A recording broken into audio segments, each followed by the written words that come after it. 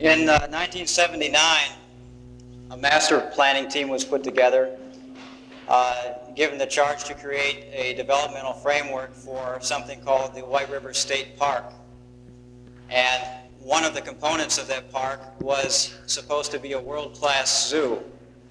And about a year and a half ago, two graduates from Ball State University got involved from the inception on that zoo. And tonight we have them both here to discuss their experiences, the trials and tribulations, the politics, the background, and of course the process in planning what is supposed to be a world-class zoo from scratch. Pat Timpe is a project architect for James Associates. He graduated with a Bachelor of Architecture from Ball State in 1975, and he is now responsible, and has been for the last year and a half, for day-to-day responsibility of the Indianapolis Zoo. Eric Ernstberger is a partner in Rundell Ernstberger Land Planners and Landscape Architects here in Muncie, and Eric has been handling much of the site planning consulting activities on this project, and has been responsible for a fair number of the graphics that have been produced during the process. They will both be speaking to us tonight. I believe Eric is going to be leading off, so let's welcome Eric Ernstberger.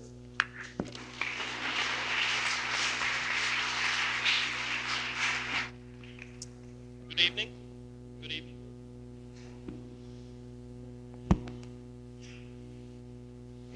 Good evening. There we go. Am I on? Can you hear me in the back?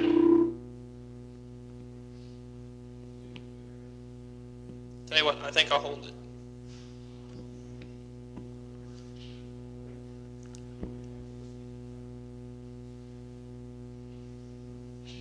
Okay, I don't think I'll hold it.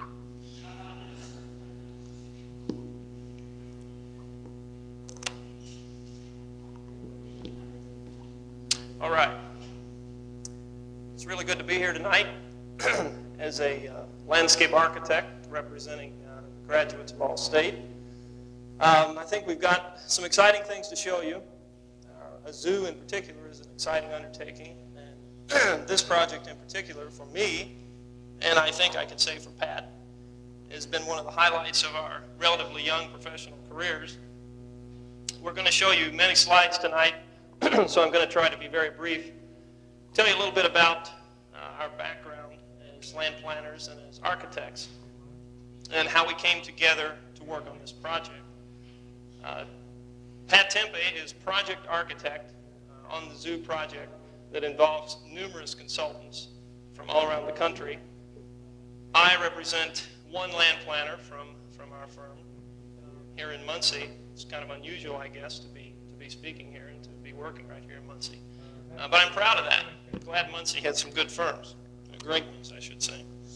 But, you know, Pat and I, we're going to come in with our Ball State t-shirts on, because I think we may be the first Ball State duo to get up and do a Monday night lecture. Actually, I got my number 85 out that had Whitcraft Hall written across the top of it.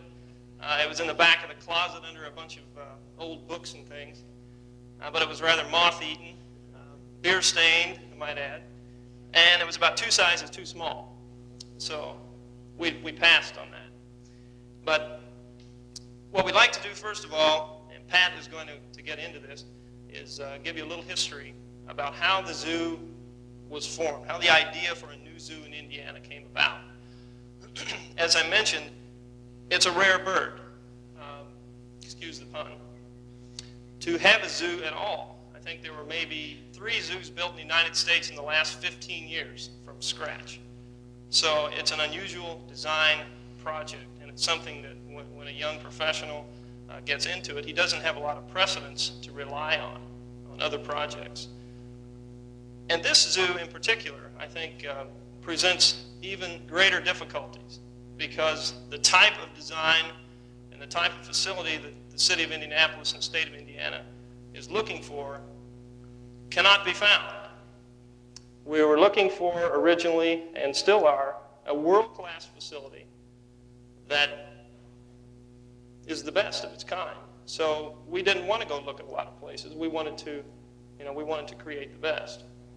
So The other aspect of our talk tonight that we would like to touch upon is the interdisciplinary action that has happened between not only James Associates, Rundell Ernstberger and Associates, but umpteen other design firms on various aspects of the project. Pat, at one point, I believe, is going to try to attempt to list all the people who've been involved. And I might add that Pat is the single designer involved with the project who's been with it since day one, and it goes back 3 or 4 years. There have been numerous turnovers in project architects and so forth. So why don't we start with a little bit of history, Pat, and we can probably hit the slides as soon as he gets set up.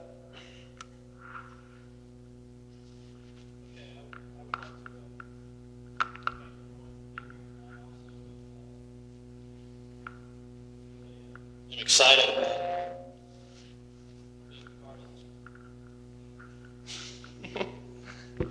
Are you a part? There we go. Wait a minute. How's that? Being a part of this project, as Eric mentioned, I've been with the project now, along with this mic either, for about 3 years. And we've had a myriad of people involved with the planning effort to date. It all basically started back in 1979 with the inception of White River Park. And I don't know how many people have been able to go down to Indianapolis to the pump house to see this particular model, but this indeed was the brainchild for what was to be a 257-acre urban park in the center, practically in the center of Indianapolis, that would flank the White River on both banks, the East Bank and West Bank. And the planners felt that to really make it a dynamic urban park, not only from an amusement point of view and architectural monuments and likewise just people space, they felt that, wow, why not include a world-class zoo to really just cap the thing off. And so the Indianapolis Zoological Society was approached back in 1979, early 1980, about the possibility of relocating to White River State Park, and they were really excited about it, and to really get going into something that would put them at the forefront of zoo design.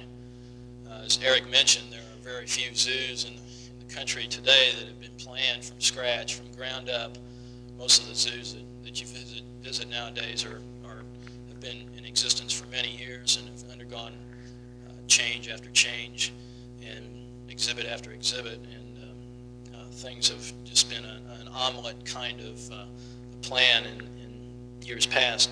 So anyway, the zoo was very excited about this possibility, and consequently they signed a letter of intent to be a part of the White River Park. From there, we began our planning effort, and in December of 1982, the first thing that actually took place of any great consequence was the International Symposium on the Future of Zoos.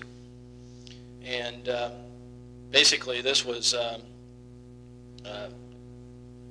conflagration of people to come together to talk about the future of zoos and parks and aquarium, and wildlife authorities met. There were about 14 or 15 internationally recognized people that from other zoos across the country and in the world that participated in a 2-day charrette to brainstorm about what a new zoo should be, what a world-class facility should consist of. And out of that symposium came a world mandate, and I may be skipping ahead a little bit here in relationship to the slides, but basically these people stressed the need for strengthening ties between man and animal in kind of an esoteric philosophical nature. And basically 5 parameters came out of this mandate that the zoo should implement as goals. Number 1, they should strive to conserve threatened species of animals. They should educate people as much as possible. They should strive to fulfill specific community needs and to generate civic pride in their zoo and facility. Of course, a new zoo should be a haven for research in collection of wild populations, wild animals, and also investigating the proper care of animals in captivity as well as in the wild. And finally, it should maintain recreational functions to allow visitors to see animals pleasurably as well as from an educational standpoint. And so those basic parameters, those 5 parameters, laid the groundwork for the next step, which was to formulate specific goals that the Indianapolis Zoological Society wanted to achieve in the planning of this new zoo and the implementation of it. And the 3 goals were basically formulated. And out of these 3 goals, the groundwork was laid for establishing a theme for the zoo, the determination of users' needs and visitor needs.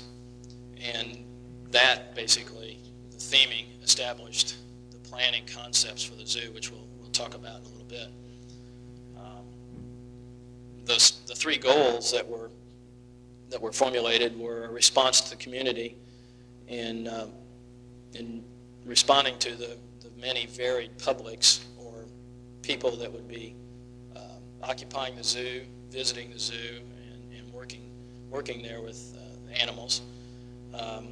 We were to aspire to excellence in every facet, not only from an operational point of view as the zoo is concerned, but from a design point of view. And out of that was coined the world-class phrase for this particular facility, world-class stature that they were trying to achieve.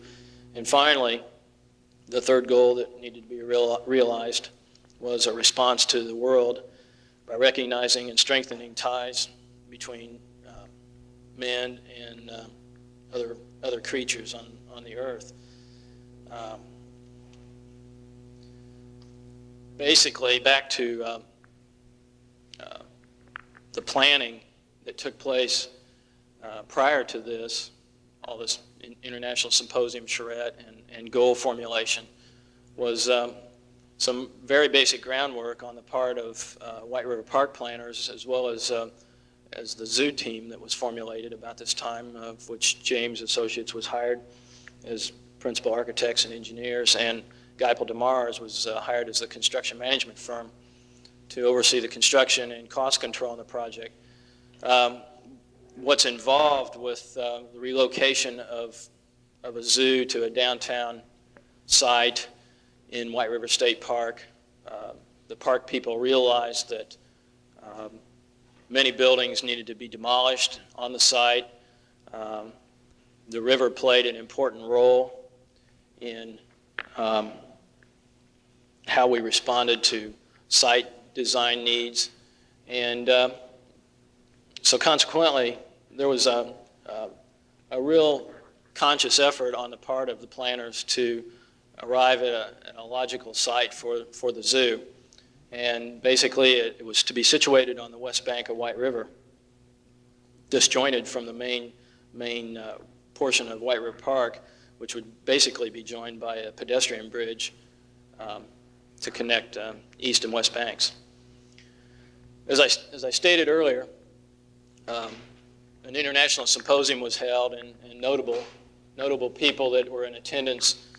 You might recognize one gentleman in the foreground, or in the foreground of the slide there. Marlon Perkins was present to speak to the panel on what his perceptions were in relationship to animals and management and proper care and breeding in captivity, as well as securing threatened species for survival. And this was the panel, the work panel itself. On the slide on the right showing all of the information that was generated. It was an intense 2-day affair, as I mentioned, and out of that mandate, as I indicated earlier, were the 3 basic goals that laid the groundwork for the theme. Aspiring to excellence in zoo design today obviously is not to do something like this, to put animals behind cages as they've been displayed and exhibited for many years, but to place the animals in their natural habitats. It's for the welfare and well-being of the animal to do this, and I'm sure if they could speak to us as principal clients for this project, I think they would tell us that.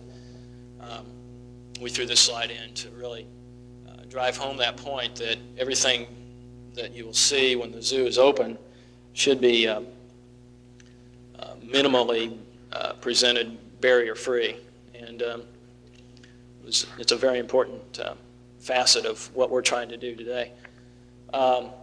These slides just indicate some basic design parameters that were discussed very early on and basically laid the groundwork for the master planning effort, which was the next element in the planning process.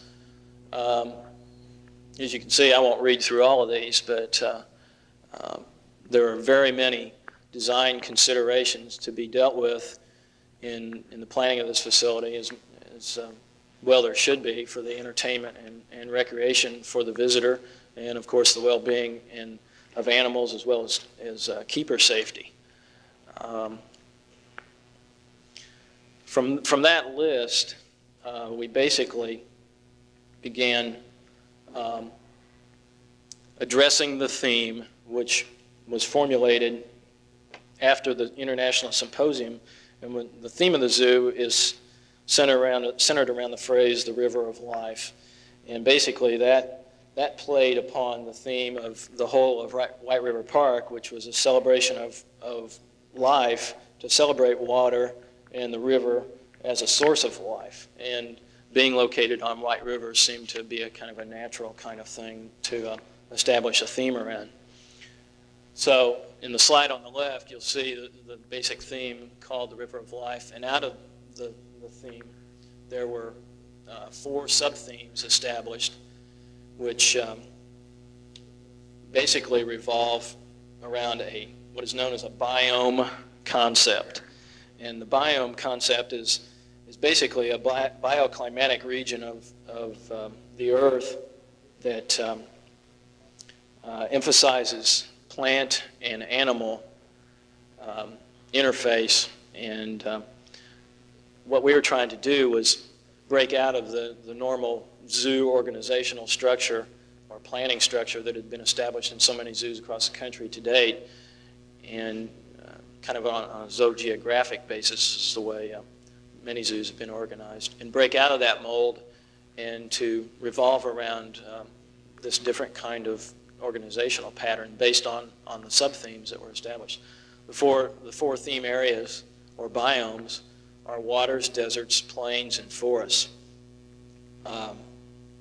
Supporting those 4 sub-theme areas are, at the time this particular concept diagram was generated, was the Indiana Farm, and along with that was the Living with Nature Commons area.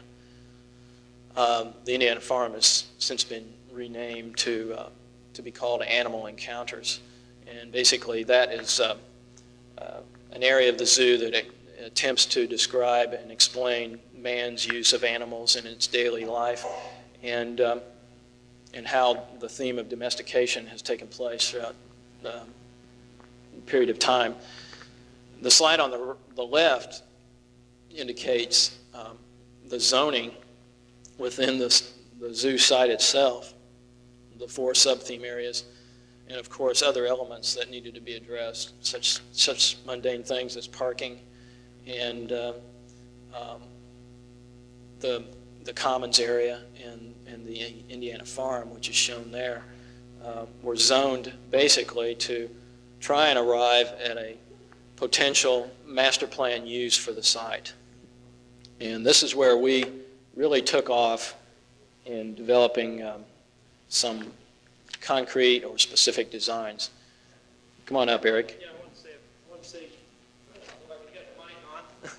I wanted to say a few things about what the biome meant to the early planning of the zoo.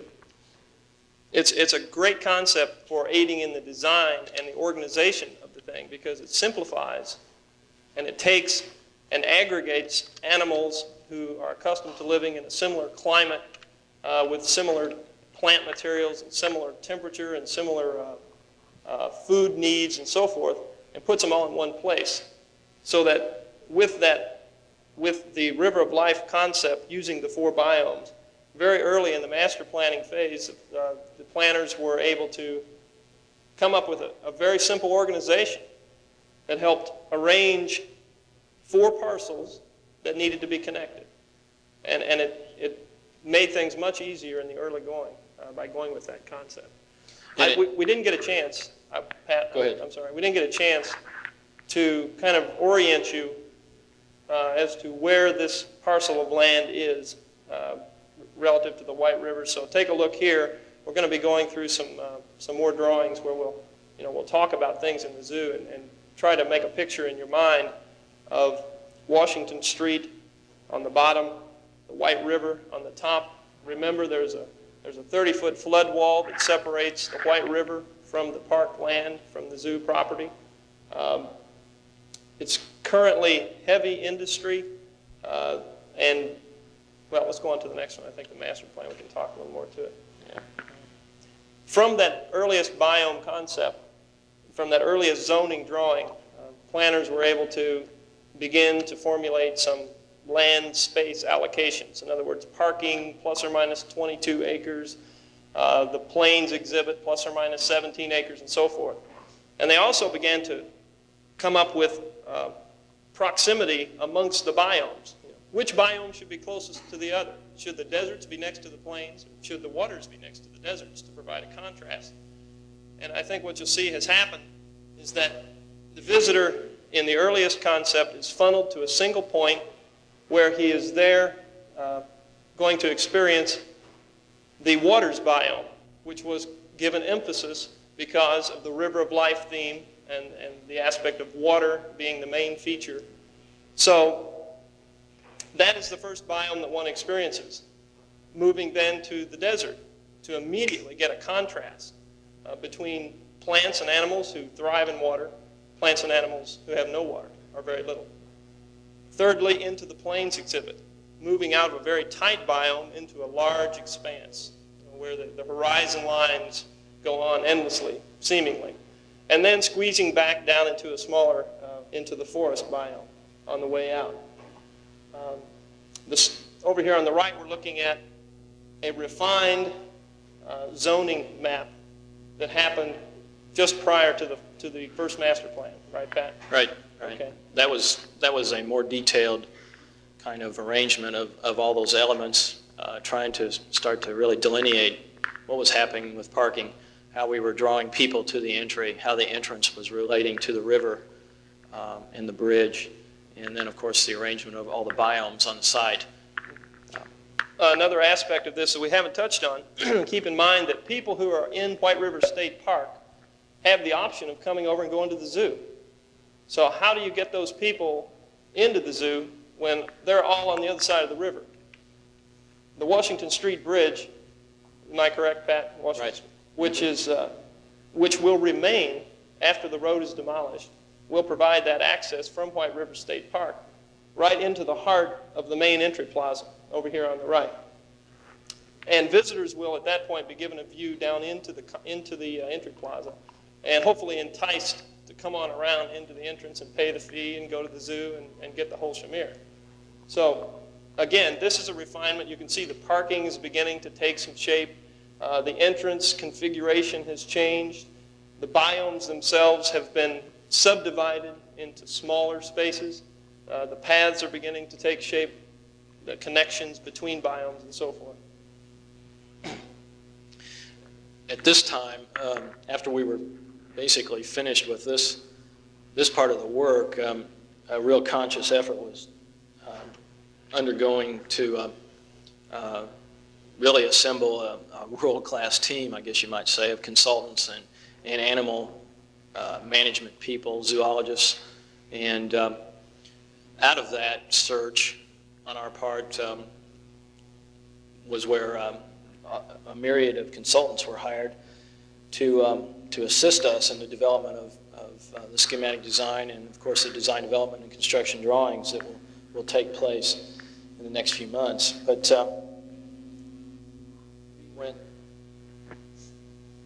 we went through a period. Hello, here we go.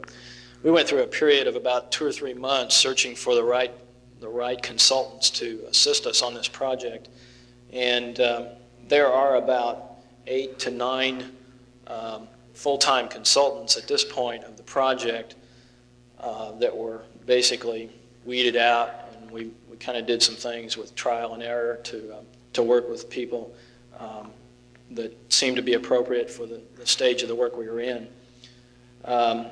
As of the end of master planning, Zoo Plan Associates, a zoo consulting firm out of Wichita, Kansas, was involved with us, and primarily were responsible for assisting us in the master planning effort, quantitatively analyzing visitor attendance patterns, not only in the existing zoo but other zoos across the country, and charting historically what happens there and what that might mean as far as attendance at this new zoo is concerned.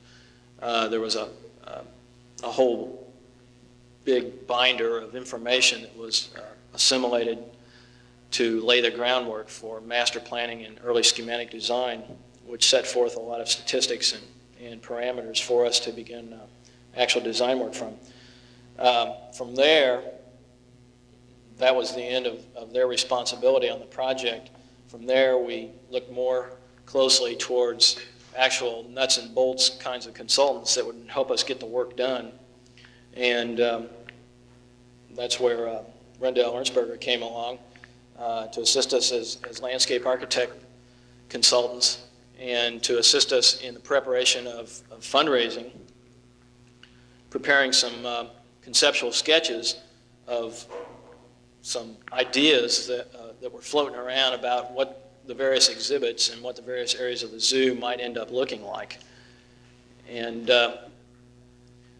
coming up shortly, here's another slide of the site and showing the river in context to the rest of downtown Indianapolis. As I mentioned, fundraising sketches were being prepared at this time by Eric and some of his staff people. We were also looking for exhibit designers, people that were specialists in the design of animal habitats, trying their best to display animals in a natural environment was the basic design goal that these people need to achieve.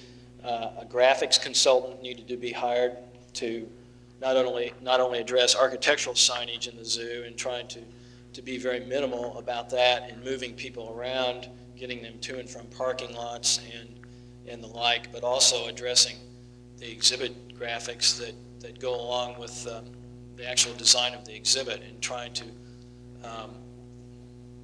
figure out the best way to analyze what a person will read about a particular animal or species when they go through the zoo and make it an educational experience. That particular consultant, as well as an interpretive specialist, the person that actually does the writing, work hand in hand closely with architects and the exhibit designers in the preparation of this part of the project. And as of this date, we're still struggling a little bit with exactly how all this comes together because of the immense amount of coordination that needs to take place among those various disciplines. And communication is such that it's across the country at some times, and getting people's schedules to mesh and getting people together to agree on various aspects of this portion of the project has been a real tussle, to say the least.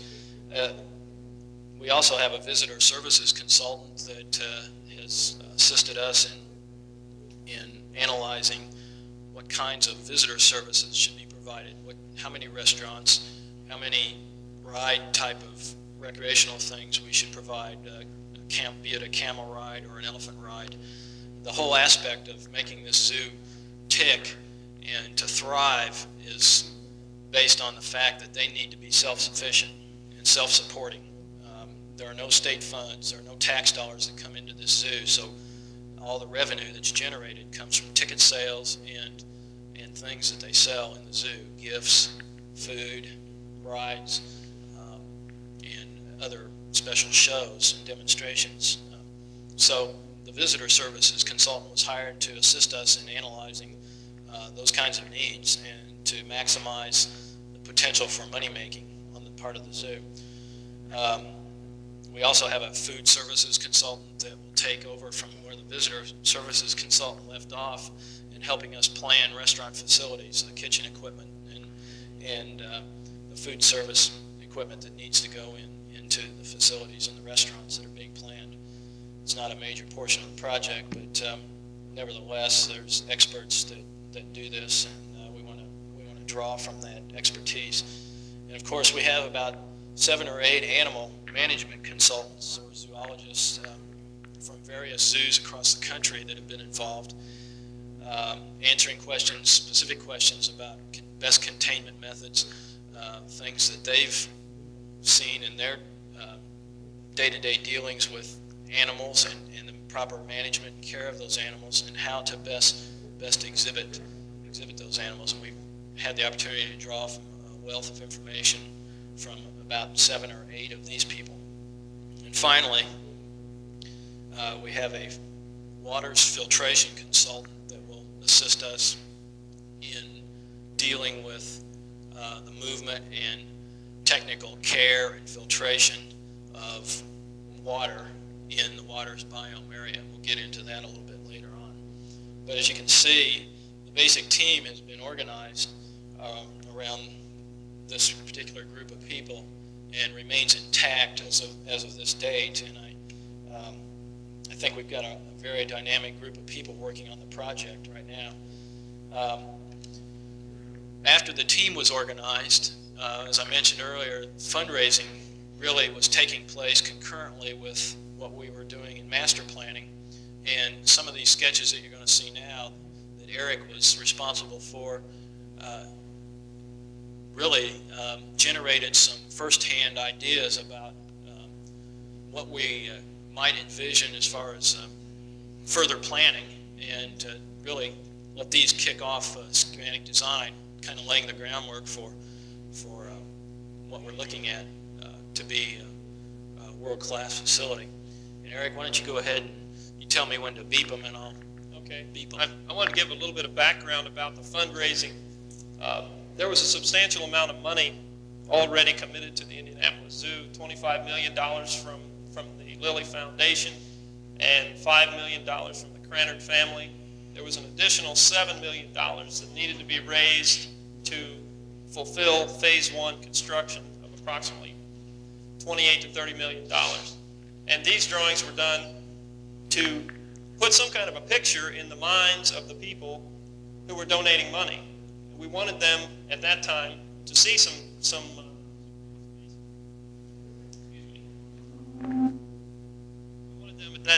we wanted them at that time to see some pictures instead of hear this continual description of a world-class facility, because at the time there were no visuals to accompany those words. So we produced this first sketch is a vision of the Commons, which is that central space where people will congregate in between going to see exhibits. It would be kind of a dull day, I think, or maybe it would be an overload to go into a zoo and spend 6 hours straight looking at animals doing their thing and not having a chance to rest or get a bite to eat or get away from it all and then jump back into it. So the Commons provides that kind of an environment. And what we saw there was a very natural environment with water as a central theme, along with the theme River of Life. We saw lots of annuals and perennials and warm spaces to sit down with your kids and rest your feet. But also a place for the public to congregate. The Commons could become a place for the symphony to play on occasion. maybe a place for 200 or 300 people together for a unique kind of demonstration. So those kind of spaces were planned for the Commons. Okay, go ahead, Pat. The feature element that we talked about, or the theme exhibit, it was determined should be the sea lion. With the theme River of Life and water, central element, the sea lion exhibit was located at the main entrance to the zoo. So if you go into the zoo in 1987 on a summer day, the first thing you'll see is the sea lion exhibit. So we needed an image of what that's going to look like. You know, what are we going to pizzazz them with when they walk in the front door? And we came up with a sketch like this. Essentially, the zoo plan is an attempt to lead people into the waters biome, passing them by this exhibit. So they'll actually go into a tunnel, or they will in some way wind around, down, and underneath this exhibit to see more detailed kinds of waters biomes exhibits. But this is the lead-in exhibit as you enter the zoo. Keep in mind, too, that beneath and around and behind you, you've got building. So there was a little bit of artist's license used in describing these spaces. Now, it's very possible that you could stand at this point and look at that and not see building, but probably unlikely at this point. Maybe. Maybe in 10 years. Okay. One of the most enjoyable sketches that I did had to do with the tropical rainforest, which has been moved into a phase 2 of the zoo. And maybe the first time we mentioned this, that we're planning a zoo, all of which won't be built at the same time. The tropical rainforest, and excuse me, could you focus the slide on the left? I think it's been out all night. But the tropical rainforest is one of the most exciting spaces, and it is envisioned today as a climate-controlled space where animals can roam relatively free, where temperature will be suited to particular animals. There will be water on the ground plane, as you might find in an Amazon forest or a subtropical forest. And the people themselves will wind through the space on catwalks and boardwalks, mixing with the animals. Of course, safety will be kept in mind and so forth, because some baboons jump 30 feet, I understand. But you can go ahead. These are just a couple of close-ups of that space and how you might see some people far in the background on the left, in the center of that slide. What's also envisioned in this area, Eric, is a free-ranging kind of environment for tropical bird species, and it's a big glass enclosed flight cage that we're envisioning, although it is a phase 2 element that will not be built initially. It also it serves the need for a display of many tropical birds in a kind of a free-ranging atmosphere. So,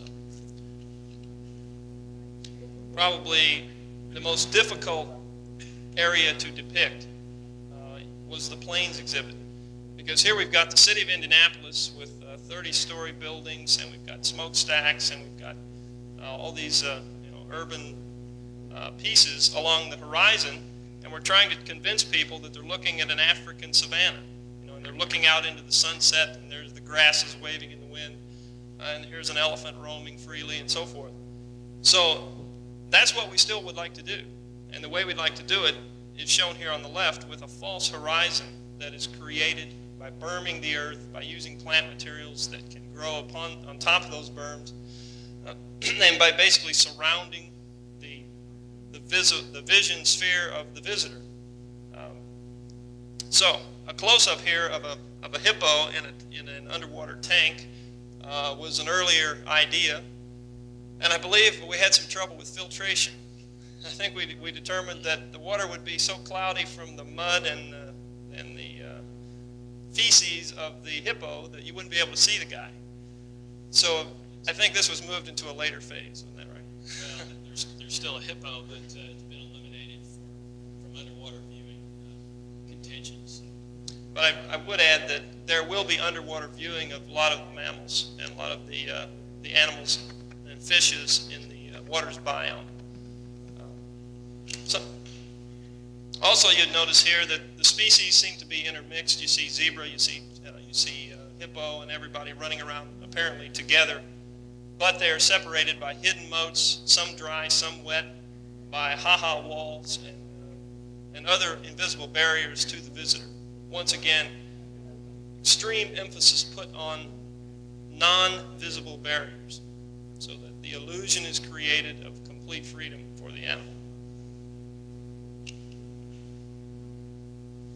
The feature exhibit of the forest was the Kodiak bear, and once again, we want this guy to look like he can just reach out and grab you.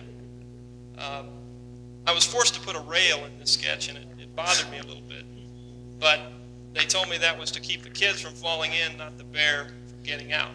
He's actually kept in there by a 20-foot deep moat with a concave wall on the other side, so he can swim across, but he can't get out.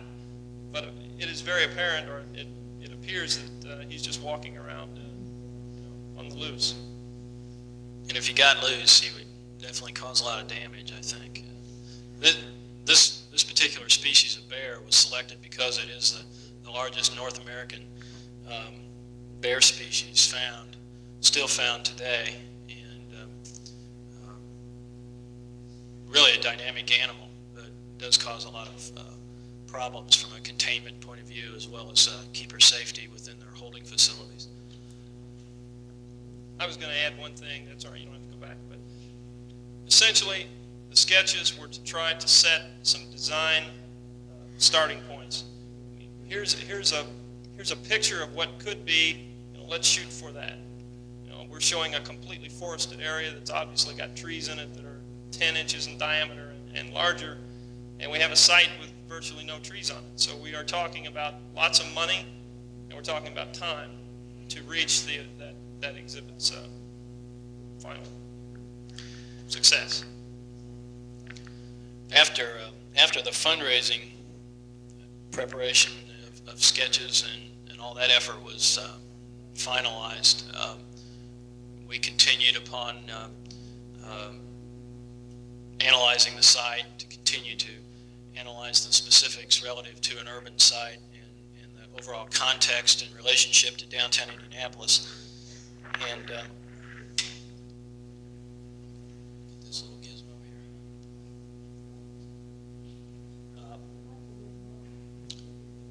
Basically, these next few slides you're going to see will talk about the existing conditions. And the slide on your left was an illustration that we did to outline the projected site availability problems that were facing us given the kind of time schedule that we'd been operating under as of that point in time and the condensed time frame that we were operating under. I might point out that an opening date for this zoo was originally projected to be 1986, the spring of 1986. As you can see, some of the properties indicated on this illustration were not going to become available until February 1985, which would have indicated just a year's time to, or even August 1985, less than a year's time to actually construct many of the exhibits on the site. Consequently, the opening date has been pushed back a year to May of '87, or the spring of 1987.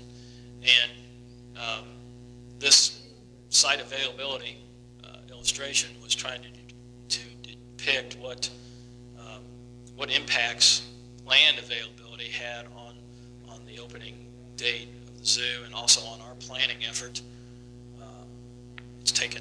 We just need the time to plan the thing properly, as well as the construction management firm needs the time to build the thing properly. The slide on the right indicates just a piece of the actual zoo site. That direction that this particular photo is taken is looking basically east down existing Washington Street. There's the bridge. IUPUI Stadium is over here. The natatorium is up here. And of course, White River takes its bend and traverses south from here. The site, the actual zoo site, or the portion that you're seeing, is bounded by the flood wall here on the north being towards the left. the flood wall, and then it turns and goes south along existing White River Parkway.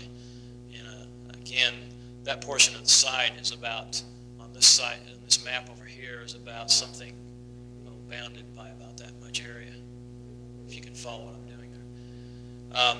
As you can see, there's a myriad of industrial buildings. The Metro bus facility is located on this half of the picture that you see. They've got several large garages that need to be demolished, and work on their new facility is currently underway. It's a very large undertaking. That's about a $37 million relocation project on their part. Existing Washington Street, the U.S. highway or the national road, needed to be relocated from our site, and that basically follows this new routing here. That's about an $11 million project that is currently underway as well. A lot of the site has been cleared to date. There are still some large structures on the south side of Washington Street that need to be cleared that should be out of the road by the end of this year or the beginning of 1985. Metro facility won't be out of the site until next August. So that has really presented some problems in the overall planning time frame to date. Trying to get them out on an earlier date, because every month that they delay, it delays the anticipated opening date of the zoo, which impacts inflation costs due to during construction, and buys just a little less zoo for us all to see on opening day. It's been a real tussle in that regard. Also, during this portion of our work, basically this was pre-master plan, but threw it in for what it's worth here at this time. We were visually analyzing the site and dealing with what exists there, doing some detailed site analyses of the impacts of utilities and existing structures and lack of vegetation, and also the relationship of the site to the city. In the slide on the left, you start to see some of the things that are happening with the core of the city located here, the IUPUI campus over on the left here in the river, and of course the zoo site, the flood wall, the scale, about 20-25 feet in height, dealing with all those visual constraints that affect the site. These were a couple of graphic site analyses that were prepared to actually show the effects of traffic and as it exists through the site, relocation of traffic, the seasonal characteristics and vegetative aspects or lack of vegetative aspects on the site, the nature of the kinds of structures that existed on the site, the massiveness, the relative land area that the larger buildings take up, as well as some residential properties that all needed to be relocated in the western portion of the zoo area. And I'm going to let Eric talk a little bit about what's on the site from an overall landscape point of view, or what's lacking. And of course, again, the urban texture and context of Central City and an industrial west side is of extreme concern. It has been for the planning team. Major manufacturing facility just south of the site, the Chevrolet plant, and the imposing nature of some of that structure and the smokestack that you see here, all were concerns for us to deal with in containing views within the site and trying to create those vistas and not letting them wander off to the site and be destroyed by things such as Chevrolet and smokestacks and skyline. It's very obvious from looking at this that a world-class facility with 20-foot berms, with towering forested areas, with great expanses of desert, savanna, and so forth, is going to be difficult. Basically, there's nothing to work with, and there's very little fill. There's very little earth. because we're in the White River floodplain. All these hills and changes in topography are going to have to be completely man-made. So, very difficult to start out with from a landscape point of view. So go on to the next one. Let's see what we've got here. These are some of the residences that sit right in the middle of the site that will have to be relocated. I believe we're talking about the back end of the plains area right here. Yes. So imagine those. Imagine a couple of elephants there by that Regency. And imagine here a shot right down the heart of the Commons. You're literally standing at the front entrance to the zoo, and you're looking right down the heart of the Commons with exhibits on either side of you, right down Washington Street. This slide also shows the number of utilities that have to be relocated. You know, underground or around, or somehow they have to be relocated to facilitate the zoo. Another aspect of a very careful analysis that has been undergoing for some time has been the whole aspect of the effects that the river has on the site when it's at normal pool stage. You know, it really doesn't have a great impact on what happens, but during a period of a flood or any kind of rainy season during the year that we even experienced a little bit this spring, the river rises. Consequently, the effects of groundwater impact the site immensely, and has dictated to us that large-scale excavations cannot be undertaken. You might be asking yourselves, well, why in the heck did they ever even consider this site to be a feasible site to build a zoo on? Obviously, that decision was made a long time ago, but nevertheless, and we had no control in the decision on that, but we're faced with bringing in large amounts of dirt to create the kinds of berms that Eric mentioned, the kinds of change in topography that we're looking at. And right now it looks like there is no way possible to balance any kind of cut and fill on the site. It has been a real struggle to come to grips with that and to analyze the amount of dirt that needs to be brought onto the site. Right now I think there's a pile down there. I don't know if you've seen it, Eric, but it has come from an excavation downtown Indianapolis. It represents about 30,000 yards of earth, and it's about a pile that's about 20 feet in height and probably takes up about an acre or acre and a half of ground, and representing a total need for 270,000 yards of additional dirt. We're going to have a humongous pile of earth to move around when we get it. It's supposed to be donated. If it's not donated, we're going to be really hurting for creating the kinds of topographic change that we're hoping for. So that has posed an interesting problem, to say the least, and can't be understated, really. This particular slide here, we threw in to kind of chart the critical path, if you will, of the various activities of the various planning team members that needs to take place on a project of this scale, starting with White River Park, the design team, the construction manager, and the owner, or the client.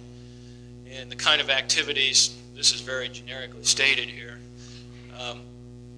but at least it shows plotting on a month-by-month basis over the course of the next few years, the activities that we're looking at from planning and construction kinds of activities and decision points that the owner needs to make.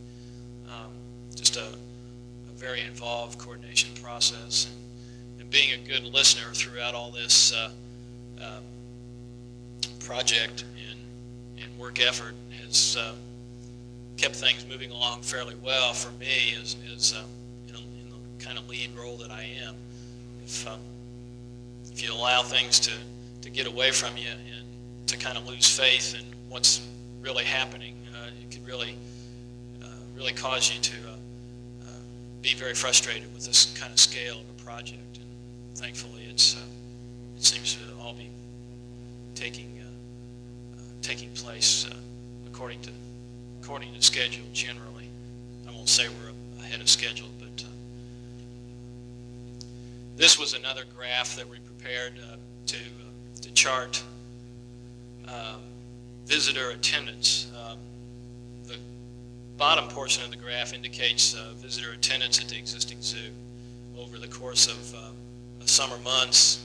Basically, this was based on, I think, last year's figures, attendance figures at the existing zoo.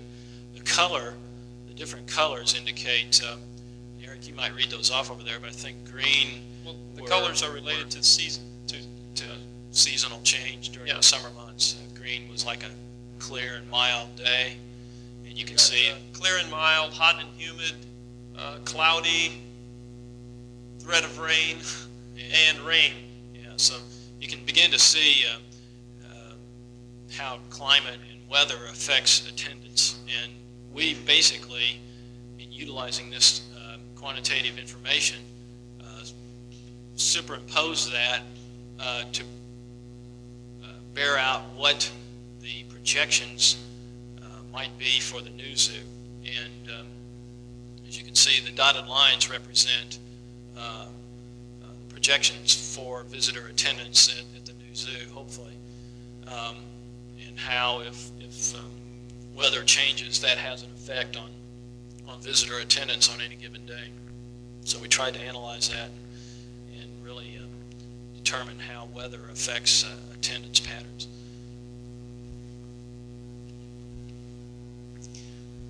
Can we get that focused a little bit better?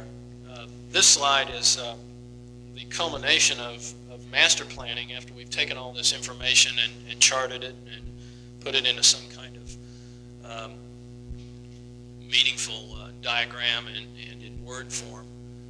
This is the actual graphic thing that we ended up with versus the slides that you saw at the beginning of the presentation that generically showed the biomes and then also the one that was a little more detailed in refinement. This was representative of the master plan for the zoo.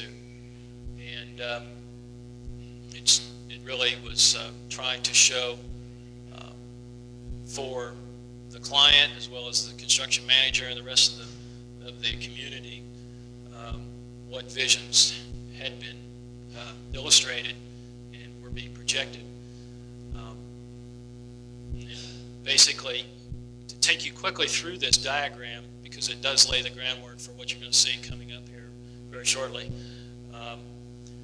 Existing Washington Street relocated is in this position. Originally, Washington Street would be traversing the site if it were to remain, but this project, as I mentioned, is underway now. There is one vehicular entry point to the park, which happens right here. This is where all vehicles will enter the site and park in the lot. This parking lot here is designed to park approximately 2,700 cars. And that, kind of give you a statistic on that, is half of what would be needed on a peak day of attendance. When the attendance is projected at about 12,000 in the park, there's a need for approximately 5,400 parking spaces.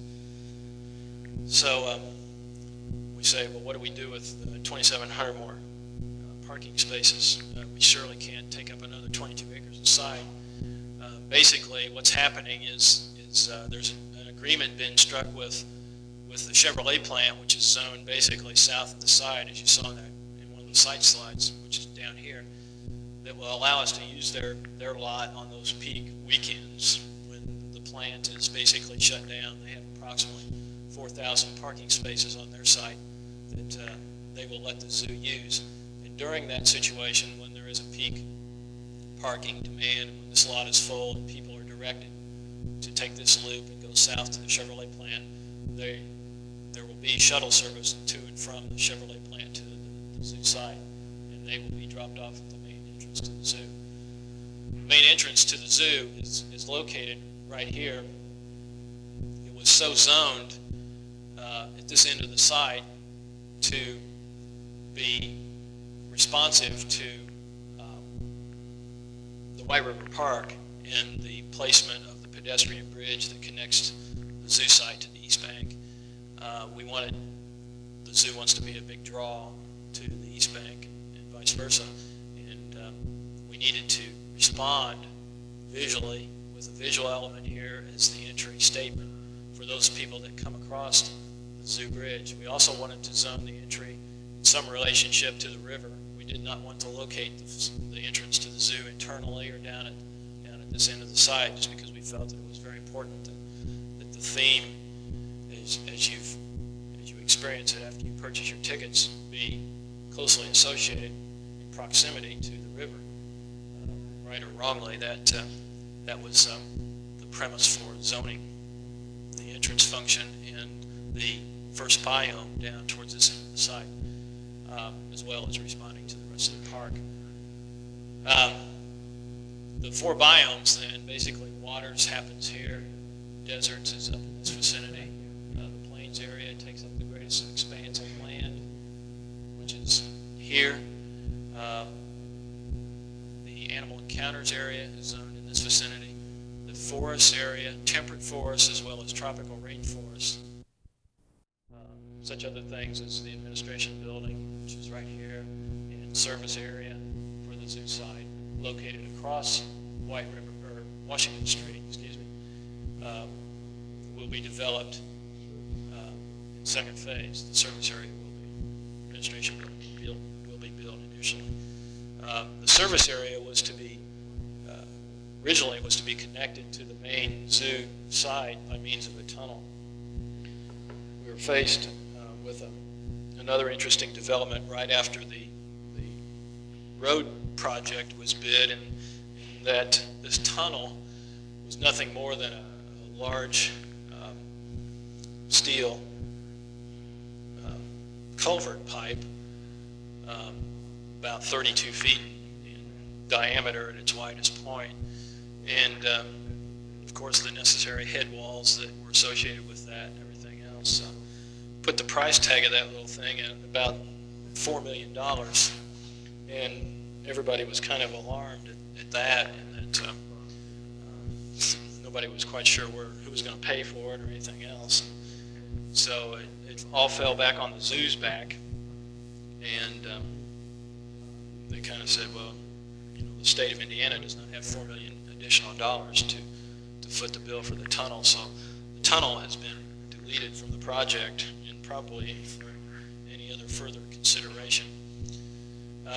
It does present an interesting problem to the zoo from an operational standpoint, in that when the service site is developed, all the traffic that needs to get back over here will have to go out either this way to Harding Street, which is about in this position or right at the edge of the slide, and get back up onto Washington Street and go into the main zoo site. It does pose an interesting operational problem from their standpoint.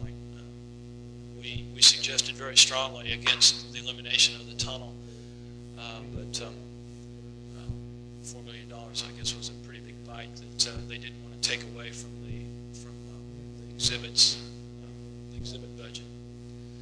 So basically, what's happening right now is the service area initially will be zoned in the western portion of the plains, and only about 2/3 of the plains area is going to be built initially, again, due to some budgetary problems that surfaced a couple months ago.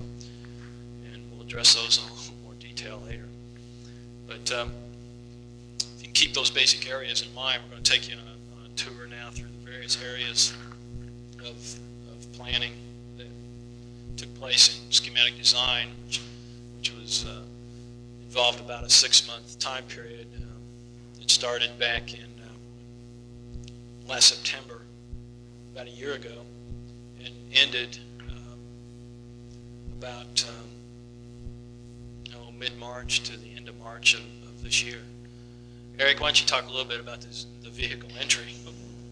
Okay, very quickly, the entrance off of Washington Street is probably one of the most important visual aspects of the zoo to the visitor, or to the public, because it's the place where they can make eye contact with the zoo. The rest of the zoo will probably be screened out by berms and by planting large trees, and a firm out of California is talking about Volkswagen-sized limestone boulders. So this entrance will be planted heavily, and it will wind and twist down into the parking lot where you'll pick up your ticket, you'll go and park your car, and you'll be led by a spandrel, we're calling it, which is a horizontal element that's going to lead you from midway in the parking lot on into the heart of the entry plaza. The spandrel is this element here on the left that runs. It's a freestanding element. We haven't decided what the material would be on it yet, or James Associates hasn't. But it leads you down into the heart of the entry plaza. On the left, you're looking at a sketch that was done actually to raise money for the concessionaire stand that will be located in the entry plaza. It's called the Bare Necessities. And inside this plaza, there will be restrooms. There will be possibly some shops. One of those is called Bare Necessities. So this person requested a picture of what his facility might look like if he was to donate $75,000 or whatever. You're also looking at the character of the entry plaza, where there will be special pavements. We'd like to begin to bring some naturalization into the entry plaza in the form of stone and lots of colorful plantings, in addition to a water feature that will greet you as you come from the parking lot, under the spandrel, through the ticket towers, into the entry plaza. We were playing with a lot of different ideas about this time to make for us what we considered a strong entry statement, and staying within a reasonable budget. And basically, the geometry that you see expressed here. By the way, this slide orientation on this up would be looking east or west. I'm sorry, this would be west exposure, and then down here is the actual connection to the bridge, to kind of reorient you towards the plane you just saw. But anyway, some of the geometry that it was expressed here, and some of the elements that you see with the spandrel, we were trying to really say something very horizontally about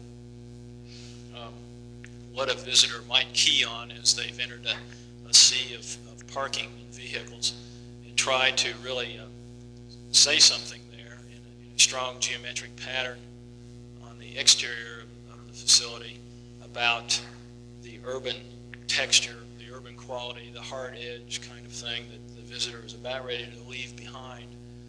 It's a very subtle thing that the normal visitor may not pick up on, but hopefully it becomes readily apparent as they've gone through the ticketing function and suddenly are immersed in a much more natural environment within the entry plaza itself. As Eric mentioned, bringing that naturalness kind of influence into this plaza space itself. Basically, the components that make up this entrance function area here are an educational facility. It's kind of like a classroom facility with a small zoo library and restrooms and multi-purpose kinds of space to satisfy the needs for the educational staff, as well as just bringing visitors to that facility to be oriented towards programs that are offered from the zoo on a volunteer basis and otherwise, to learn how to become a volunteer working with the zoo, or a docent or a tour guide. The basic entry area falls within this region or space. There are basically 4 ticket towers that you might relate to here, and within each one of those are 2 ticketing windows, or areas, 2 ticket functions to purchase tickets. And then over in this vicinity are restrooms and a gift shop area. And even as we speak here, this whole complex, accepting the geometry, has undergone a lot of change and reshuffling to, number one, make it function a little bit better from what you're seeing here now, and also to bring it back in line with some budgetary constraints that have been imposed on us. And I keep playing that up because it has been a real struggle to date to balance the various funds that are available to build about 75 acres of zoo. I think the next slides we're going to see are showing really the organization of the waters biome itself, the interior portion, I believe. Nope, I'm wrong. Well, basically, these were slides that start to show what happens in section through the entry plaza in a north-south kind of context up here, and in an east-west orientation here. The bridge, existing White River Bridge, is over here. The building that you just saw in model form, the Waters building, is silhouetted here with the sea lion exhibit located thusly.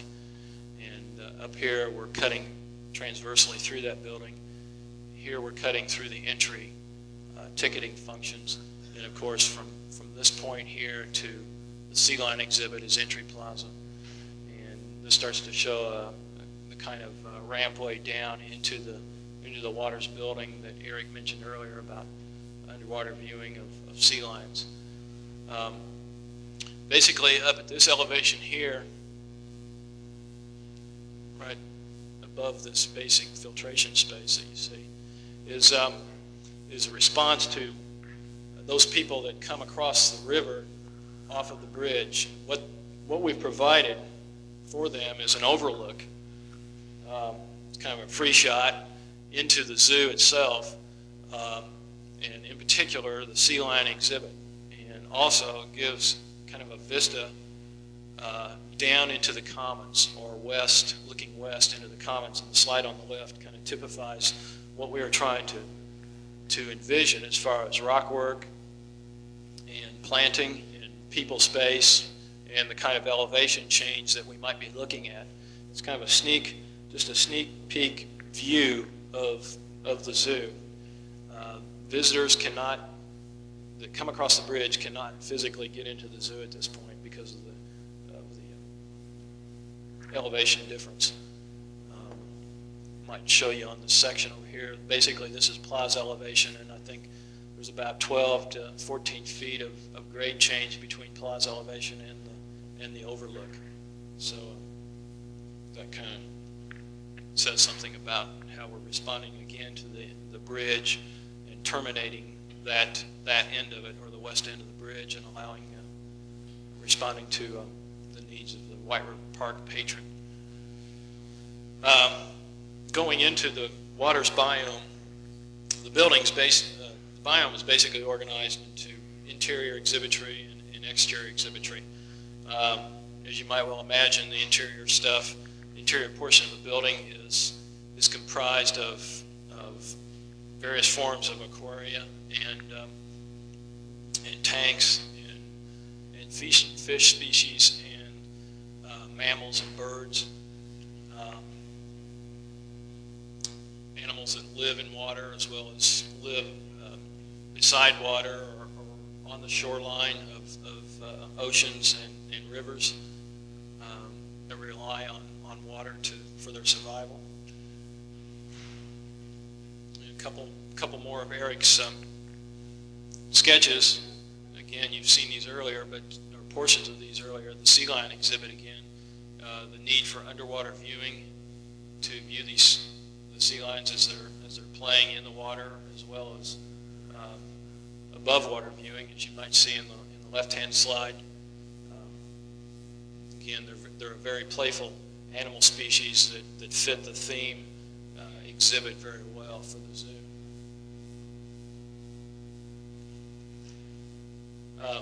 These particular drawings here show the exhibitry interior in the right-hand slide and exterior exhibitry in the left-hand slide, and they kind of go together. If you can just imagine them continuing. To kind of give you a point of reference, this corner of of what was a building is actually this corner here. Basically, you've seen the sea lion exhibit, and even this is, like I said, this has changed. The intent was to take you down as if you were going underwater, kind of as an educational thing. Also, an organizing principle behind the storyline or the arrangement of exhibits in this building was that of water temperature and type of water, be it freshwater, saltwater, or seawater. And those three entities basically make up the various water features within this interior exhibitry, as well as some of the outdoor things. I'll skip to the next slides here because this is representative of schematic design planning for this biome. And again, the entry plaza, the sea lion exhibit is in this location, and the red basically outlines all the circulation visitor pathway that you would traverse as you go through this biome. But basically you would enter the building here, you would go down, again giving you the feeling that you're going down underwater. You're getting sneak underwater views of the sea lion exhibit that you saw in the artist conception there that Eric did. You're officially inside a building at this point right here. The first exhibit that you'll be faced with, again, I apologize, this is also being, I don't apologize, but it's also being studied and reworked. At this point in time, this plan has undergone radical change due to the fact that we've had a change in exhibit designer just recently. And they've got some different ideas about the way they would like to see things happening in terms relative to exhibitry. But the first exhibit will be a shark exhibit, a large tank of about 50 feet in length by about 20 feet or 15 feet in width, and to make it as a clean exhibit as possible without a lot of embellishment from exhibitry. Sharks like to just kind of skim and coast through water in an unobstructed fashion to maintain their health and quality of their livelihood. The next exhibit is a coral reef tank, which will display many varieties of tropical fish. Again, we're talking about tropical water temperature here in the arrangement of these particular exhibits. We're starting to come up a little bit out of ground into the next experience, or from underwater, into what is known as the Sandy Shore Mangrove exhibit. It's located right here.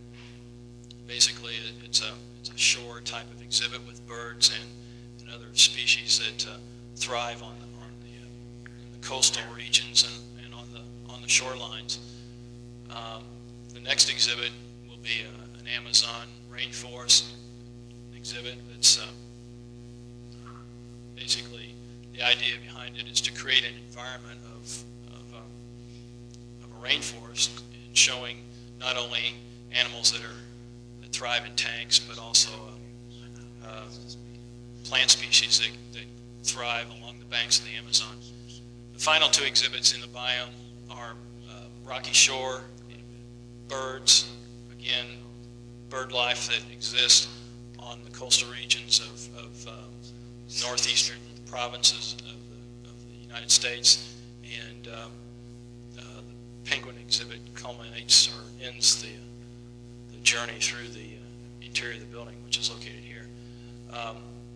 From there, you're outside again. The next two exhibits that you'll see are Indiana pond and otter, just a typical Indiana pond, the kinds of things that you might find, ducks, geese, and various forms of native fishes. And then an otter exhibit, which is located right here. The next two exhibits, polar bear and walrus, and their associated holding facilities, polar bear being this one and walrus being over here, and this was an otter holding facility. And then the slide on the left which is kind of a match line kind of situation, culminates the biome with a performance pool and the large filtration building that's required to move and filter and maintain water quality within the area. And that's kind of that. Yeah. These are some model shots again of the waters area. I think these are still on display upstairs. These next few drawings illustrate some of the exhibit design that was undertaken to just kind of give a flavor for what happens inside there, kind of outline the space needs for the various environments that we're trying to create, as well as getting a handle on the impact of tank size. I think it's pretty obvious at this point. There's a tremendous amount of information that we can present to you tonight, and what we're trying to go through these things as quickly as possible to give you an overall flavor for the zoo. Each exhibit is a design exercise that could take a year for our guy to work out. These are, the slide on the left indicates some of the kinds of things that are typically considered in back room, behind the scenes kind of environments, filtration tanks and backup holding facilities. The slide on the right indicates holding facilities for polar bear and walrus, and the kinds of containment required for proper breeding and propagation of the species, as well as maintaining some semblance of keeper safety, which is always foremost in everybody's mind. These particular slides here, the one on the right kind of gives you an artist's idea of what happens in the whale performance pool. Not only will whales be displayed here, but we're looking at dolphins and sea lions in a kind of a show or demonstration format. And the slide on the left indicates the kind of pool size. The section on top indicates the depth of the pool. And I think if you can get an idea of the depth of that pool relative to White River, poses kind of an interesting construction and design problem based on groundwater characteristics that we're faced with in that. Just another shot of the performance pool from what might be behind the scenes or in the service drive. Something I would add in here is that all the while we're trying to create special places for people to experience an exhibit. We're trying to keep people from in the commons from seeing those same people. So we're setting up a barrier between the commons and the exhibits so that they can truly experience the space and the animal and its habitat without the interruption of the people on the backside of them. These are some slides of a friend that was brought in by one of our zoo consultants. He couldn't leave his work behind at the zoo, so he brought it with him to our office and actually babysat while we were going through a series of meetings. This happened last winter, and we had a lot of fun with this. There's publicity that was published in the media. This takes us into the next biome, which is the deserts area, and we'll quickly go through some of these things. Again, we're trying to contrast this biome with the one you previously saw, the waters, displaying forms of animal life that lack water or don't require large amounts of precipitation or water to thrive.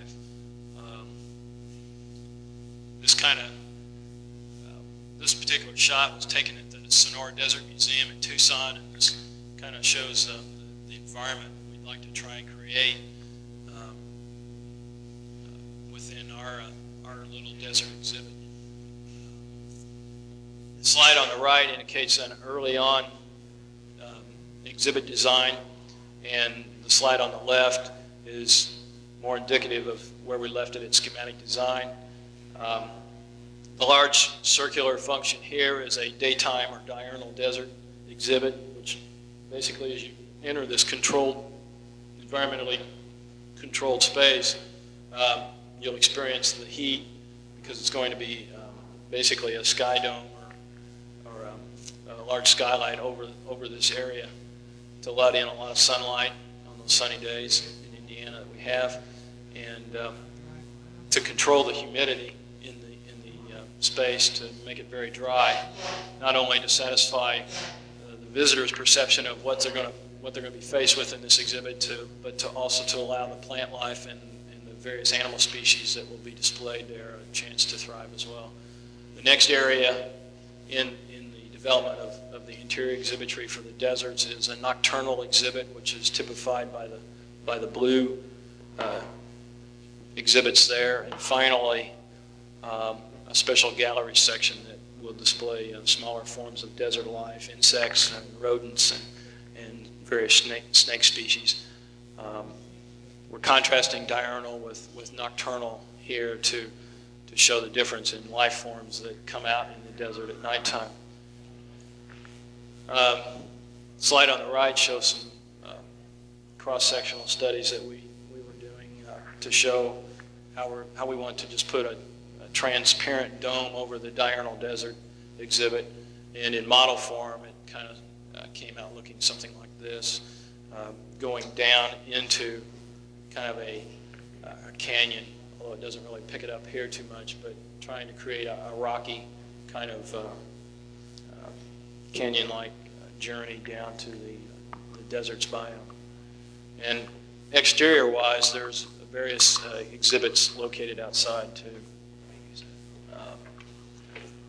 Basically, Bactrian camel and Mongolian gazelle will be exhibited in the exterior paddocks. These are just a couple more model shots of the same thing.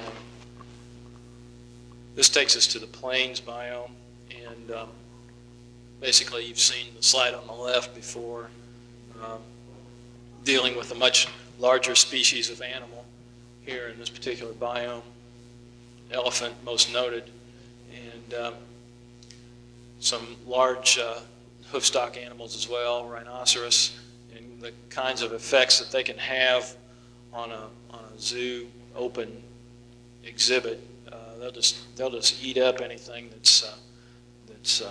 that they're allowed to, and what you see there is pretty typical of most rhino exhibits. Although if you were to go to African plains, I'm sure you might find areas that they've kind of just gone through and torn up.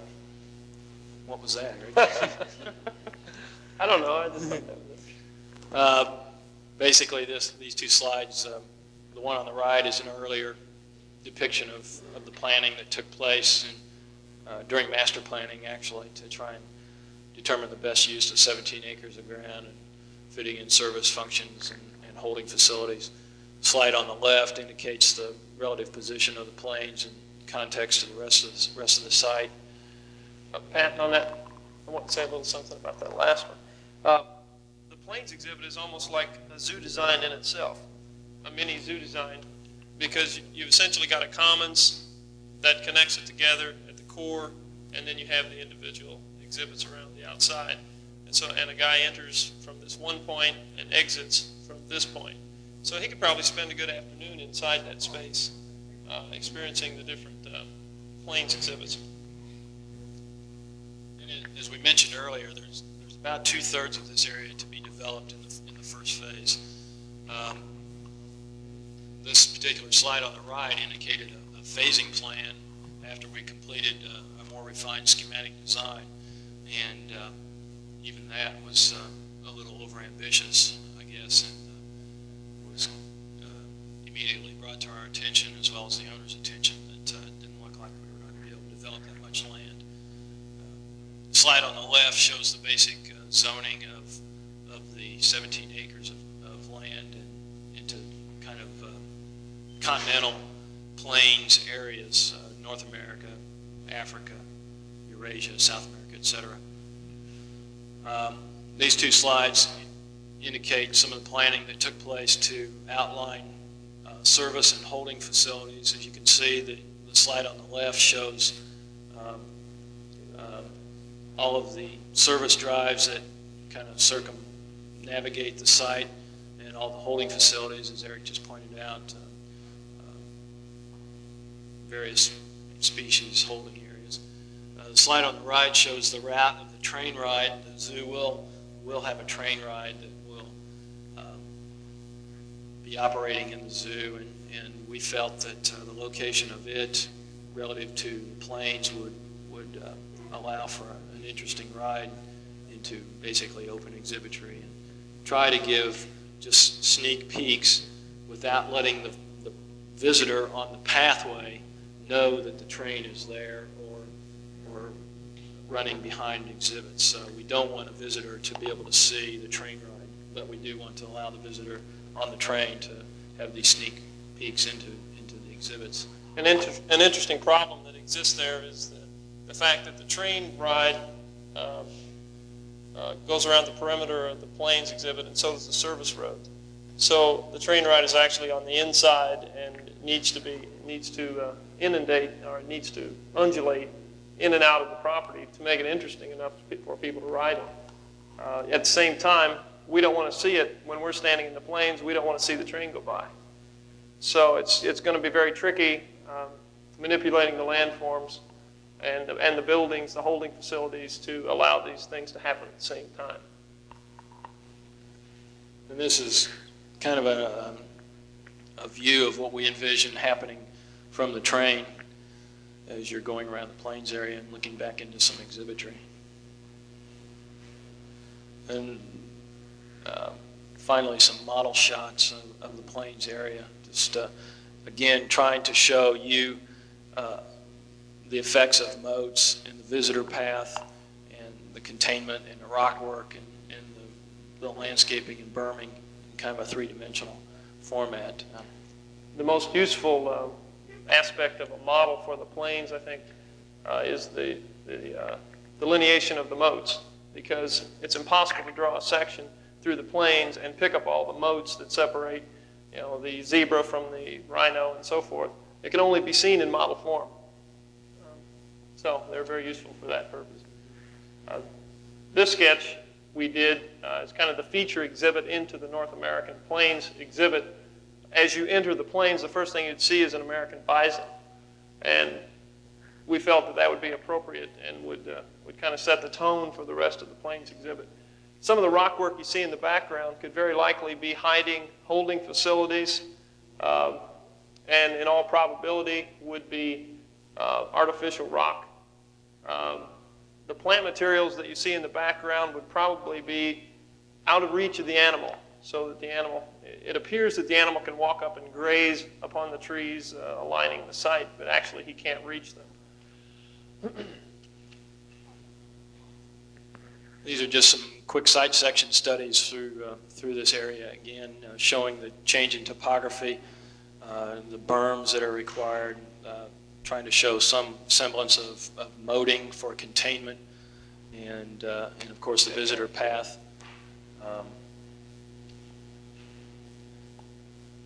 Some quick sketches on what you might be able to see as you're walking through the Australian exhibit, for instance. In this area, we hope to be able to bring the animals, with a few exceptions, right up to the pathway, and to really allow the visitor the idea or the view that the animals are in a natural environment and there is no real separation, although that cannot be the case in each and every exhibit. And finally, just another shot of an elephant's family. I think Ready to walk into a moat. This is Dad. And this is Mom. No, this is a close-up of how the moat works. It's invisible to the viewer over here, and it keeps the elephants from moving. And I think this introduces the next short section on holding facilities. Yeah. Basically, we threw these in to show you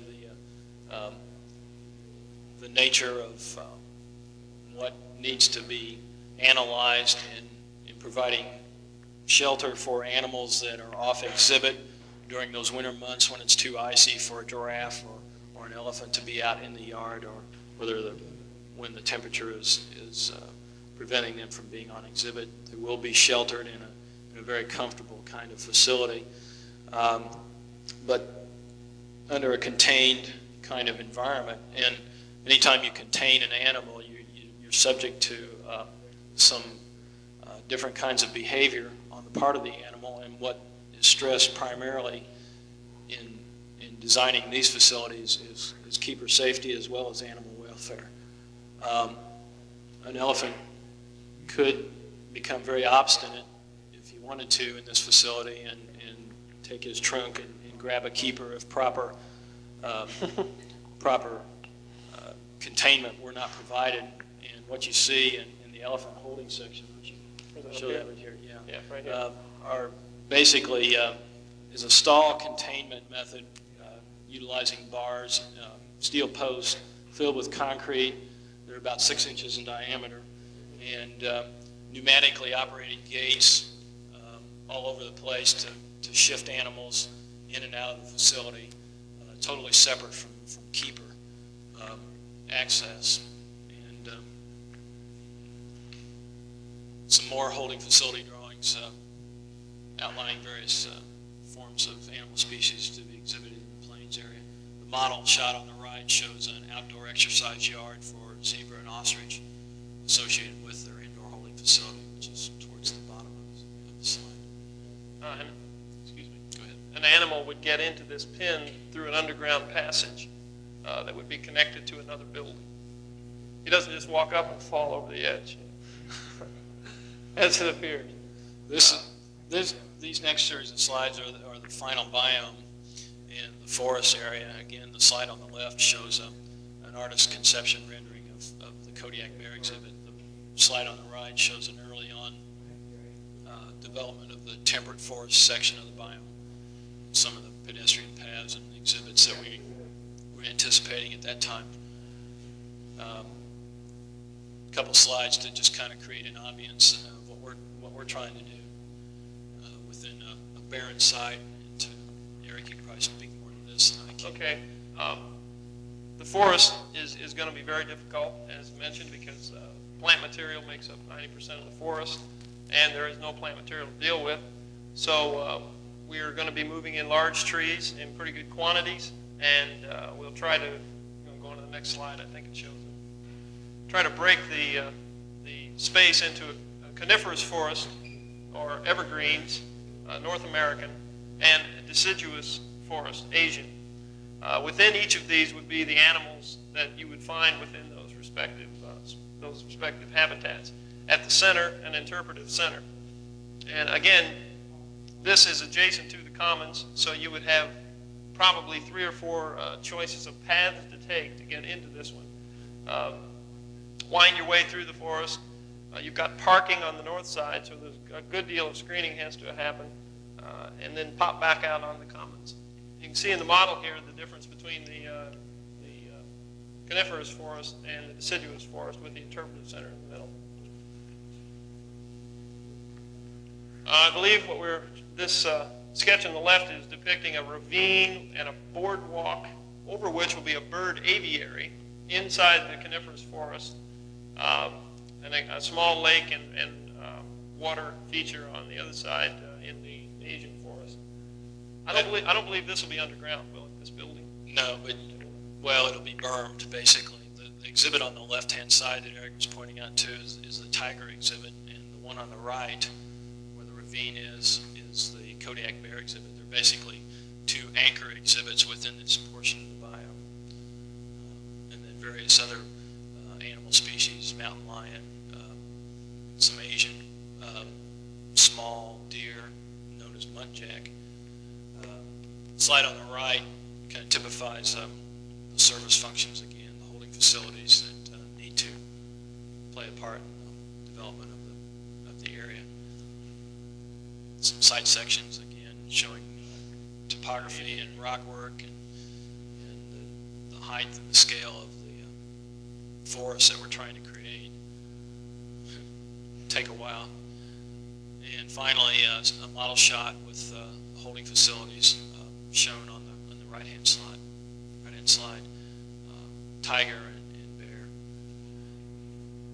And this was a first phase plan, although this is no longer entirely valid. This is the animal encounters area, the domestication of animals, exhibitry, theme of how man uses animals in his daily life.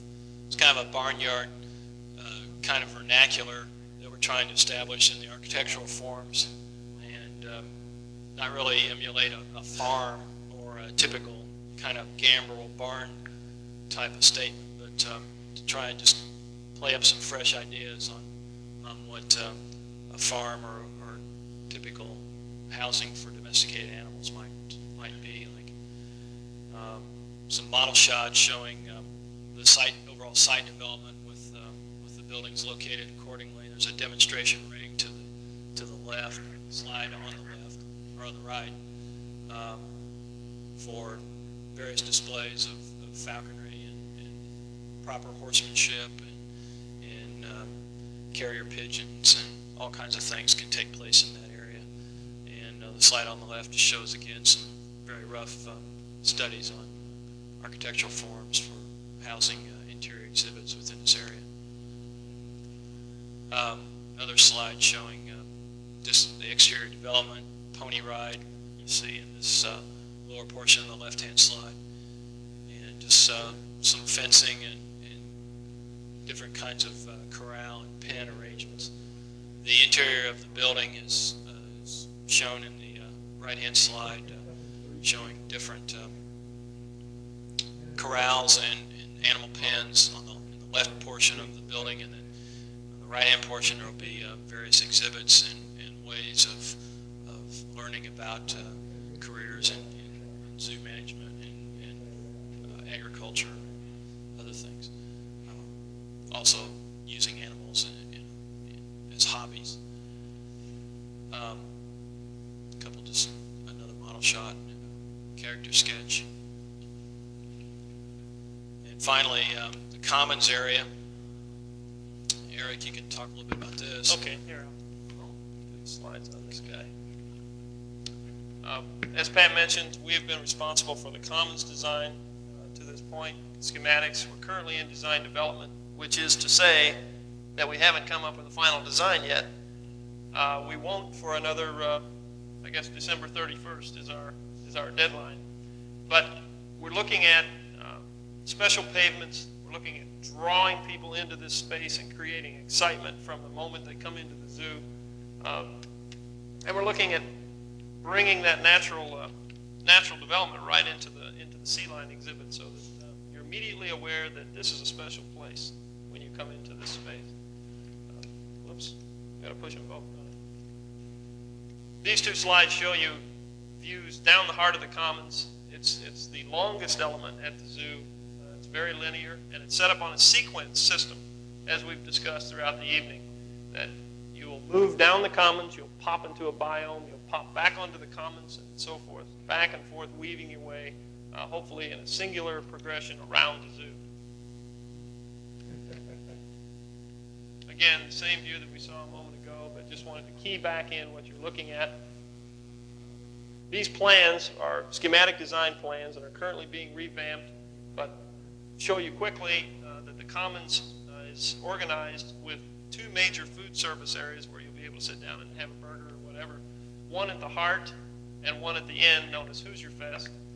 Down the center of the commons is the water feature that we talked about that picks up on the theme River of Life. And off to both sides are the exhibits, the desert, indoor, outdoor, the forests, and the encounters on this half.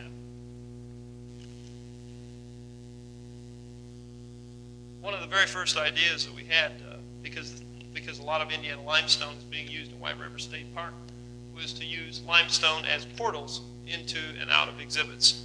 And that was what this slide is showing here on the left.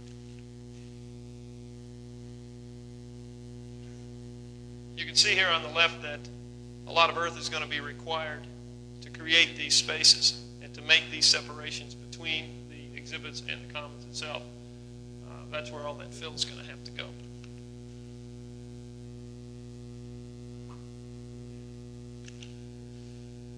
Within the commons, there will be special spaces, as I mentioned, for possibly the symphony. There will be places for families to sit. There will be large gathering areas for demonstrations. And the one area that we're currently working on is more or less an amphitheater space within the commons where up to 2,000 people can probably congregate. Here you're looking at a section down the heart of the commons showing the different water features and the falls and the gurgles and the pools that would occur. And the berm behind, the berm in the background, is preventing you from looking into the desert exhibit, the desert biome.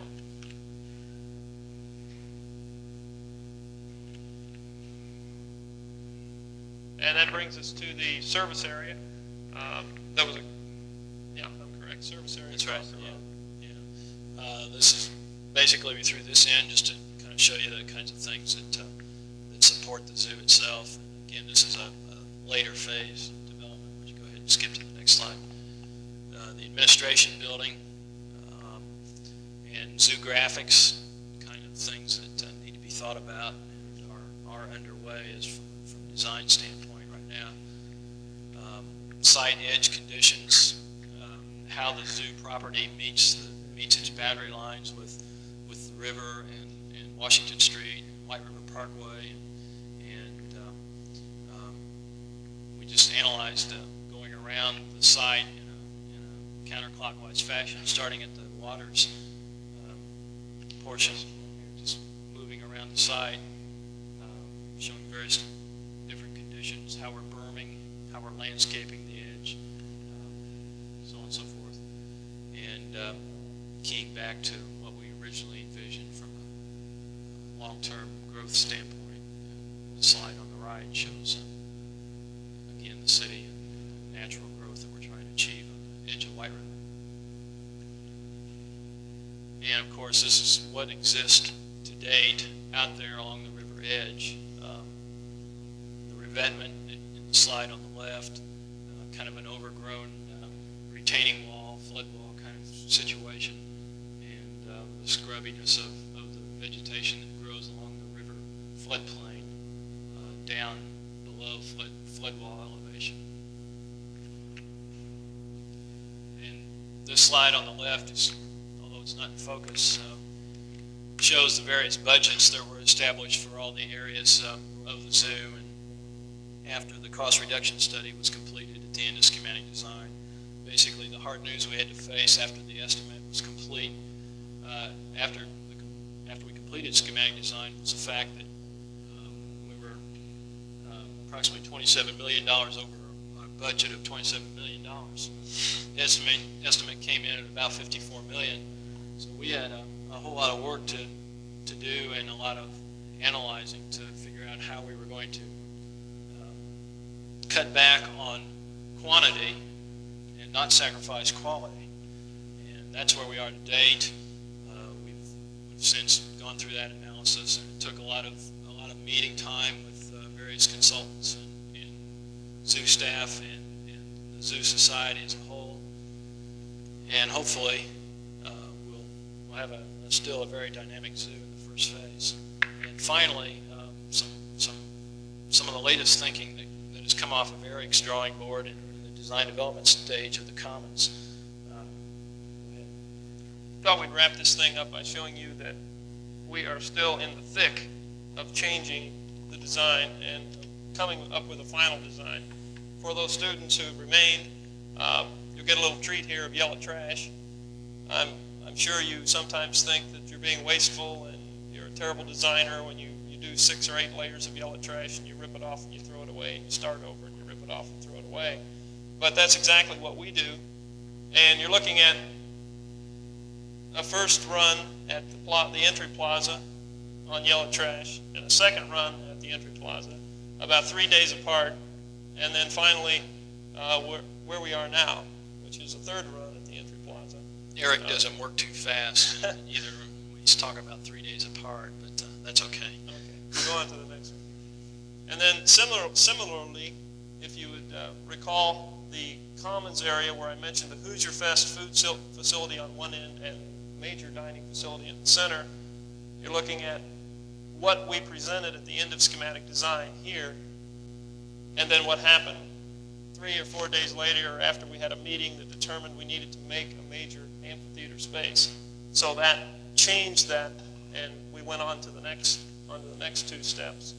Step 3, we added boardwalks, so we refined some more, and step 4 is where we are today with complete revampment of the food service area at both ends, and incorporation of the amphitheater space. So these kinds of things are happening every day, even as we show slides and sketches of how we envisioned it. It's constantly changing. We thought we'd wrap up with a little a slide of the new transportation system that's been developed for the Commons. Children will be able to ride free, but we're looking forward to having several of these things rolling about on the Commons. That's it.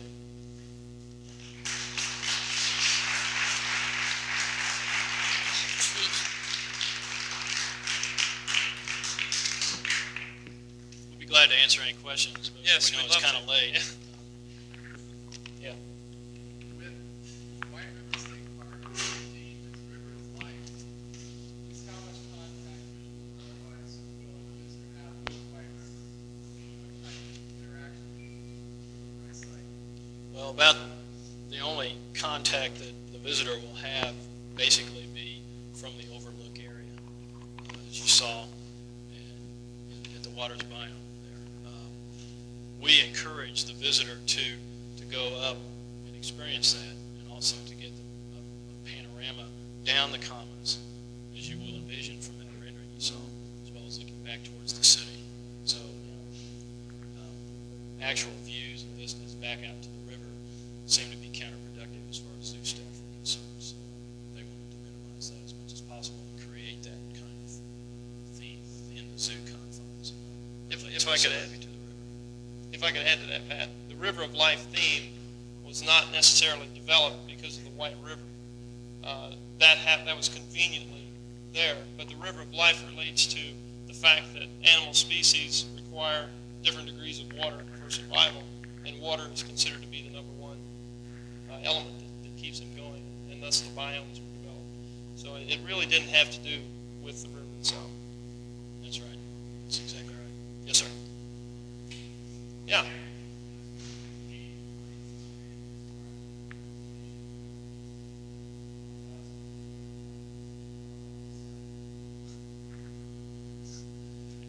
How?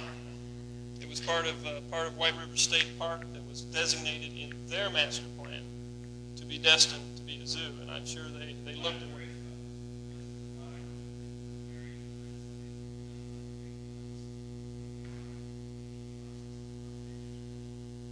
Pat, can you answer that? I think it was a little bit of both, really. I think there was some chance to take advantage of vacant ground on the east bank of the river, and various politicians and other commission members of the White River State Park saw that as an opportunity, especially relating to IUPUI campus and the proximity to downtown, and the fact that the river was there, and they're trying to clean up the river and make it something that people might be able to take advantage of. And then the zoo was approached about joining in the development of the park as a whole.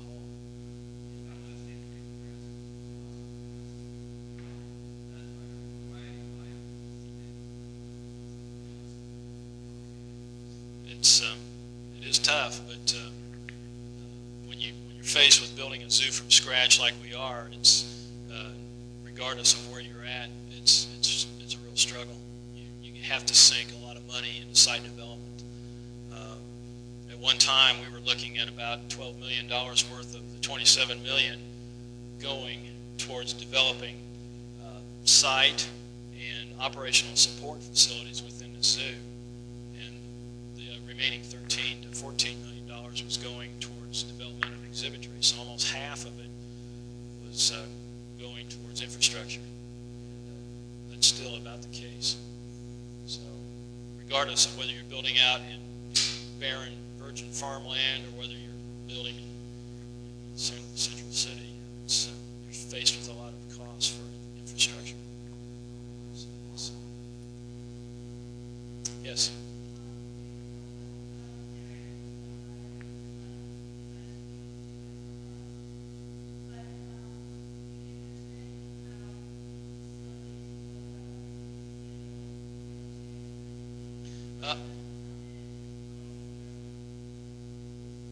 Well, provisions for moving handicapped people around or elderly people in particular through the site has been analyzed and grades have been established accordingly, so that there are no steep topographic change that they will have to encounter.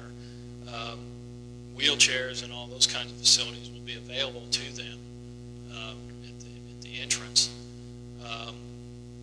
The site is going to be physically accessible. The whole site will be accessible, so there will be no barriers. All people. That's a design parameter, let me tell you. Yes.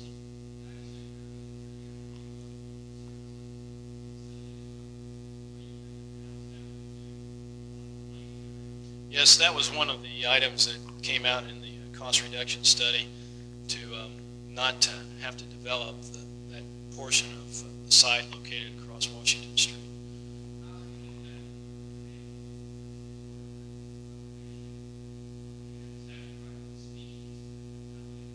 Basically, in the Plains area, there will not be as many exhibits as what you saw developed in phase one. Again, we're cutting back where we have to cut back.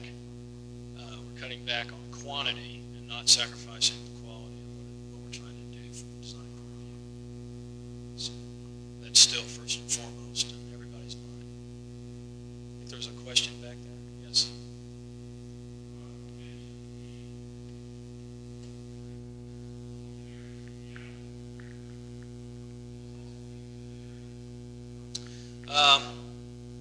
Possibly, yes. That kind of gets into the mode of operations as to how the zoo wants to allow visitors to get behind the scenes. Normally, it is not along the path or the visitor path. Normally, you can't go back there. But some discussion has been talked about to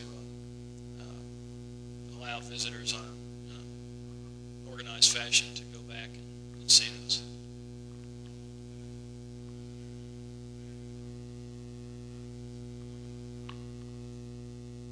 As far as going to the zoo in the wintertime, well, a lot of the exhibitry, as we mentioned, is inside. You won't have a shelter to walk through. I mean, you can't get out of your car and immediately walk into something that's environmentally controlled, but there will be something to see in the wintertime. The waters biome, the interior exhibits, the aquarium, for lack of a better term, the deserts exhibit,